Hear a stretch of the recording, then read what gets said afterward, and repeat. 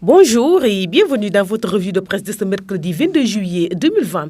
Le bilan de l'opération de distribution des vivres aux populations impactées par la pandémie de Covid-19 et la situation épidémiologique sont entre autres sujets abordés par les quotidiens reçus ce mercredi. Le Témoin souligne que le ministre du Développement communautaire, Mansour Faye, est totalement satisfait du bilan de l'opération de distribution des vivres aux populations impactées par la pandémie de Covid-19. Le quotidien Critique de sa part rapporte que sur les 69 milliards de francs CFA de cette aide d'urgence, Mansour Faye économise 8,2 milliards de francs CFA.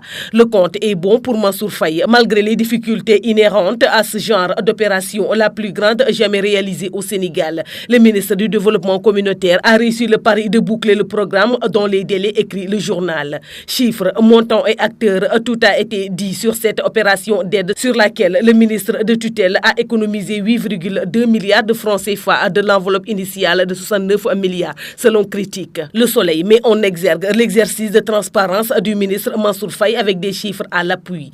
Concernant la situation épidémiologique, Vox Populi constate que Dakar est dans l'œil du cyclone. Plus de 6 000 cas de coronavirus sont recensés dans la région, dont 56% dans les 19 communes du département de Dakar, selon le journal. Abordons la gestion de la pandémie. Le quotidien parle d'opacité maladive, selon le journal. Il est difficile de se forger une opinion sur le niveau de pénétration de la maladie dans ce pays, où le relâchement est total depuis la levée des mesures restrictives, car les autorités médicales ont décidé de tout confiner dans les centres de traitement des épidémies.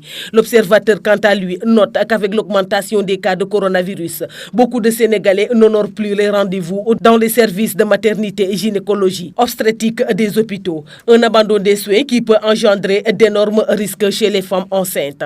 Au sujet des conséquences de cette pandémie toujours, Enquête s'intéresse à la situation de l'île de Gorée, coupée du monde depuis 4 mois à cause des mesures de restriction imposées par la Covid-19. Si le coronavirus n'a pas encore posé ses valises à Gorée, il y a tué plus de 95% des activités génératrices de revenus. Dans la dignité et le confinement, l'île Mémoire, patrimoine mondial de l'humanité, vit la pire crise économique de son histoire, écrit Enquête qui affiche à la une Gorée au bord du gouffre. À la date d'aujourd'hui, 8 985 cas positifs de Covid-19 ont été officiellement déclarés dans le pays, dont 174 décès, 2766 patients encore sous traitement dans les différents centres dédiés à la maladie. L'AS signale que le Forum civil remet en cause la crédibilité de l'inspection générale d'État.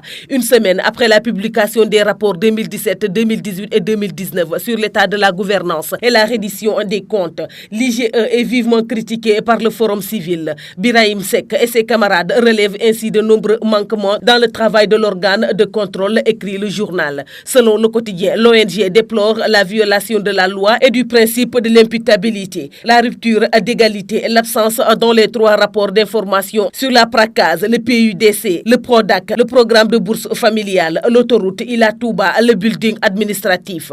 Le journal Source A souligne que l'attribution du marché des centres régionaux de contrôle technique des véhicules fait grand bruit. Elle n'est pas encore rendue effective et officielle, mais l'attribution du marché des centres régionaux de contrôle technique des véhicules fait déjà grincer des dents dans le secteur des transports terrestres, écrit la publication qui pointe du doigt un problème de sincérité dans l'appel d'offres. Selon le journal, les postulants n'ont aucune possibilité de faire recours en cas de contestation des résultats et il n'est nullement mentionné la date d'ouverture des plis.